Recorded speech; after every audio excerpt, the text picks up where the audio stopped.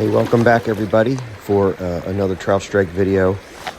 I just got back from a few days out in central PA getting to fish some of the most prolific rivers out there, and on this first video you're going to see me here working a pair of nymphs. Just above there you see that boulder sticking out. I'm approaching that using a tightline setup, using a monorig, and just really working that rock at a couple of different angles. You'll see me get up ahead of it and just really try to get at a few different lanes in there, a few different drifts, until I finally am able to find the right one and get a hook up here. There we go, right behind that rock. That's where I thought he would be.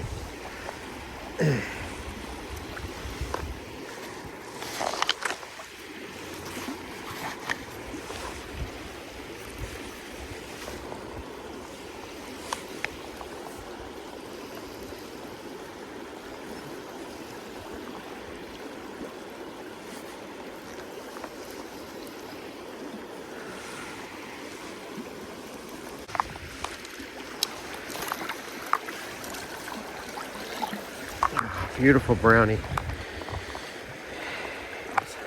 Hiding right behind that rock. Took a few drifts, but time to take. What did he eat?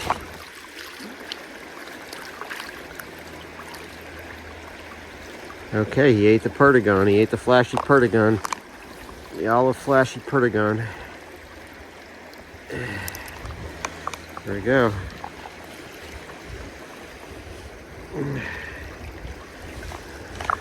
Go ahead, bud. Very fun, very fun. There's my son down there. Got to get him into a fish today.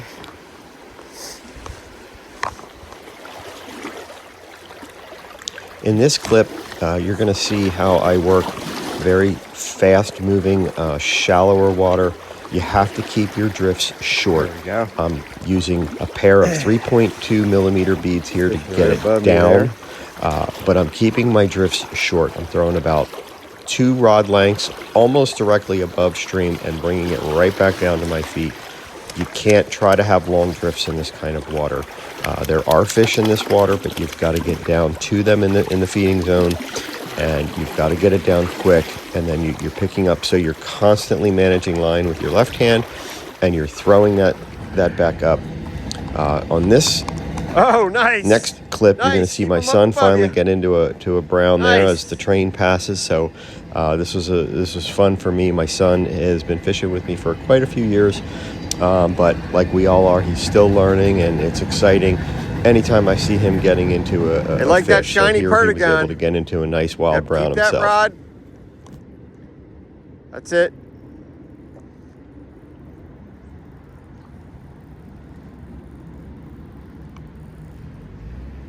There you go. Get that net ready. You got him, man. He ate that perdigon. Yep. Pull the rod toward you. There you go. Get him in there. Nice work. In these next 2 clips, I'm back in the faster water. You're going to see me hook up with 2 different fish, but fail to get them to net. That's just the price of doing business sometimes when you're fishing this real fast, heavy current. The fish strike quickly, and if you don't get a proper hook set, a lot of times they will just come off in that current. But that's the price of doing business, and it doesn't stop me from fishing that type of water.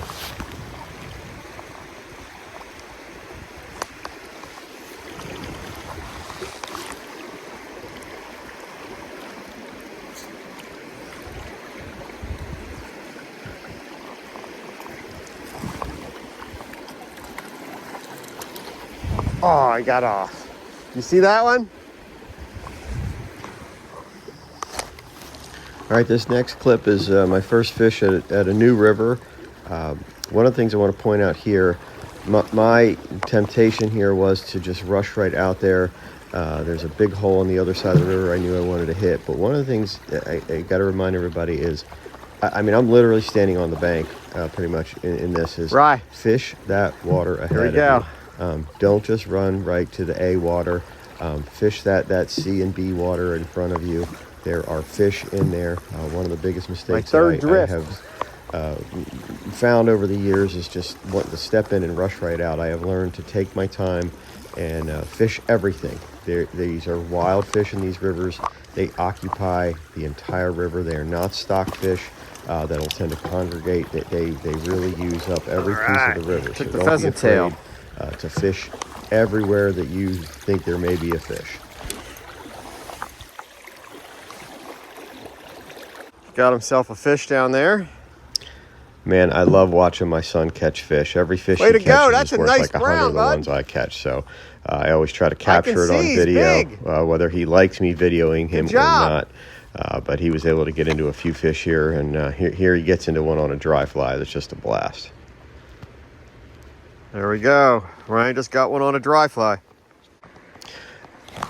Here I am me just getting try to one figure out on what they're a eating. dry fly. We had a little surprise at the end when we reeled it in, but I wish I would have gotten more dry fly footage. The hatches have really started. I'm still new at recording, and I don't have the best equipment. I'm still relying on my phone, and I don't have. What tends to happen is by the time the hatches are on, my phone is pretty much cooked from recording all morning. All right, hold on. So I have a lot of nymphing Want him? footage, but not as much There you go. dry You got fly him. action. So that's something You got him. that I'm going to build as I continue to record. I got to Believe invest in some better you got equipment. But that a here I got rainbow? into one and had a lot of fun. And like I said, we got a little surprise at the end. Bring him to the net. Oh no, it's a brook. What? It's a brookie. How the? Look at that. It's a beautiful brookie. Oh man. Beautiful brookie. Nice size brookie too. Give me the you. Make sure your hands are wet. It is there. Come here. Oh man. Hold him up to the camera. Nice brookie. Sweet. He chowed that. All right, so I got the right fly. So we got a nice little surprise with a beautiful brook trout. I actually caught several of those at that river about that size, so that was pretty cool. One of the things you might have noticed, I had fly line. You saw fly line there. You can see here I do keep a mono rig on there. That way I can switch back and forth to dry fly fishing and nymphing this time of year. Here you see the one on the left. That's in my rod rack, but that's a really handy way to be able to switch back and forth, because here now I'm back to using the mono rig as a nymphing rig.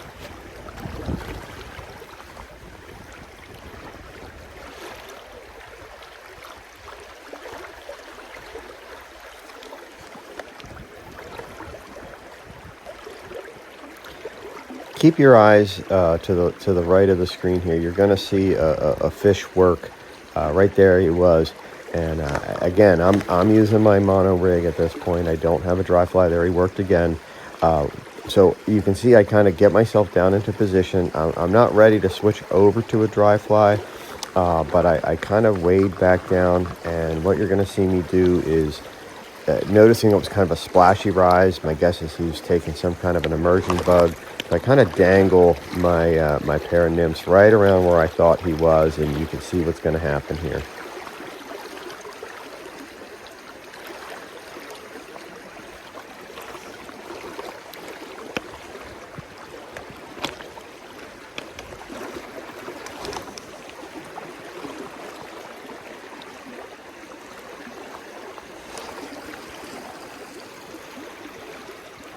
There we go.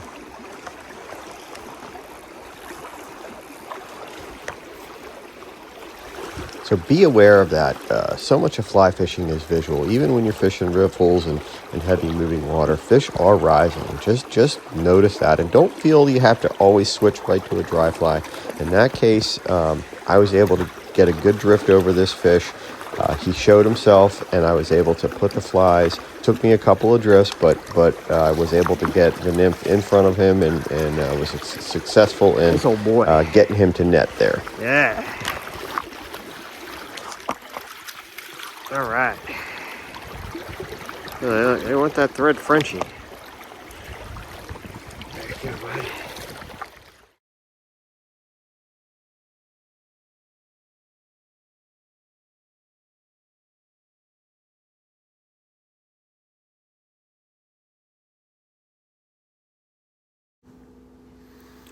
Now I like to use a thread Frenchie this time of year all day long, so I tie it 3 different ways to match the speed and the depth of the water. You'll see I have it in a 3.2 millimeter bead, a 2.8 millimeter bead, and then again with a 2.4 millimeter bead.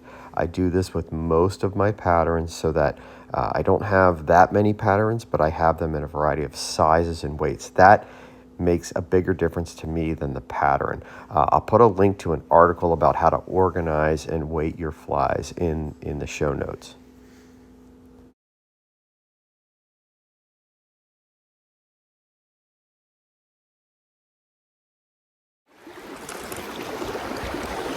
Here you'll see I'm back in some really, really heavy, fast water.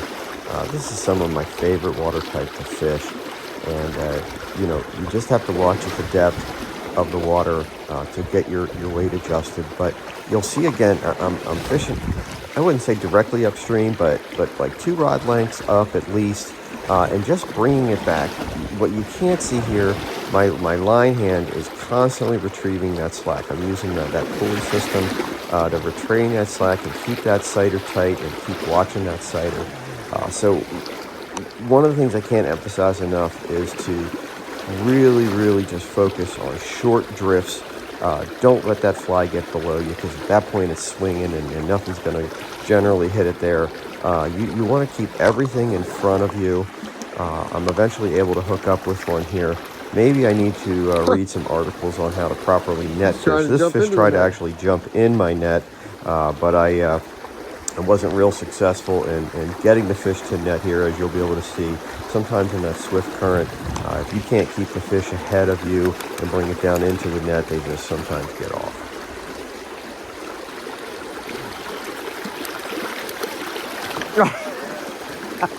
You got off right at the last second. Again, in this clip, I'm keeping my drifts short, keeping it right out in front of me. Just above that rock, you're going to notice just some flat water. I like to look for that calmness and the chaos of all of that. And I'm able to pick one up again. Not so successful in getting into the net, but sometimes in this condition, just getting that fish to eat, sometimes that's enough for me. Got off.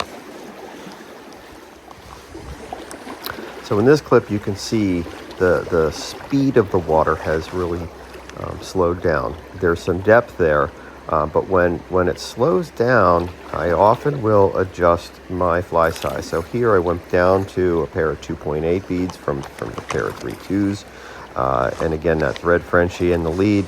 And you'll see just as that water gets into depth there, casting above there, sometimes it's about the sink rate. I wanted that fly to gently sink down into that depth, and just as it started that drop, that's when that fish took, and I was successful in getting this one to the net, luckily. All right. Get the thread Frenchie. Say hello to the camera. This next clip is the first fish of one of the days that I was there. Hey, Rye. I used to watch a lot of these videos and think, my gosh, these guys catch fish every cast. That is certainly not the case. At least for me, it's not. I will tell you, there was a good hour and a half of non-successful fishing before I was able to capture this. I was finding in the morning in the main part of the river, I just was not getting anything. I came up upon this side channel, water that like in the summer normally wouldn't even be there. And again, in these wild rivers, don't ignore those, especially in the mornings. Fish want an easy place to hang out, an easy place to get a meal. So I was able to pick up 2 in this little side channel, and that kind of got us going. So don't ignore those spots, and also don't get discouraged if you're having long periods of time without catching fish. Keep at it. Keep making adjustments, and you'll find success. But that is an important thing I want to point out. I go long stretches of time, often without able to, record anything. I also, like I shared in the beginning of the video, with my limited recording equipment, I also miss some really awesome footage at the same time. But don't ignore the side channels. Don't ignore that sea water, as I call it. Don't always just rush to the A water, especially early in the mornings when fish may not be as active. But this little spot here, I was able to pick up 2 fish just back to back. And, you know, it's kind of like a slump buster. You're striking out, you're striking out, you're striking out, and then all of a sudden, boom, you get a base hit up the middle. And then your next at bat, you get another one. And that can kind of get your day going. So yeah, once we got it going, we got it going pretty good here. Again, seeing my son catch fish is just amazing. I'd rather just go out and watch him catch fish all day. But yeah, he was able to get one here up on top. Actually, got it with a caddis, and he lost his net earlier in the trip. So this was actually a really nice brown that he was able to get in. But just a ton of fun watching him catch fish and have a blast. So when you're out fishing all day, the key is versatility. Here I'm doing one of my favorite ways to fish. I'm actually doing a dry dropper. But notice I'm still on the tightline rig. I'm not using my fly line. I'm able to put a dry fly. In this case, I had a caddis up on the tag. And then at my point fly, I had a very small one of those 2.4 millimeter thread Frenchies, nice and light, so that I'm not sinking my dry fly. But I'm able to throw that about 15, 20 feet. The night before in this spot, I was just throwing a dry fly with my tightline rig in this very spot. Unfortunately, my camera was dead, but I was slamming fish right here. So we came back the next day.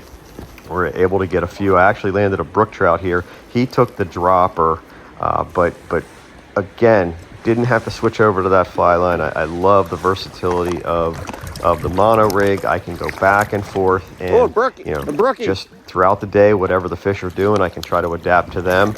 And in this case, got another beautiful little brook trout.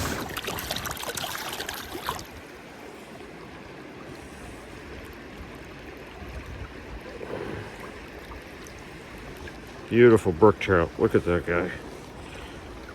They're so gorgeous.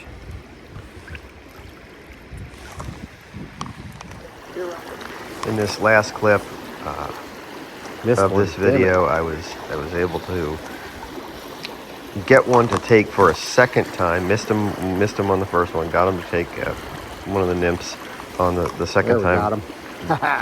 Actually got into him for a little bit.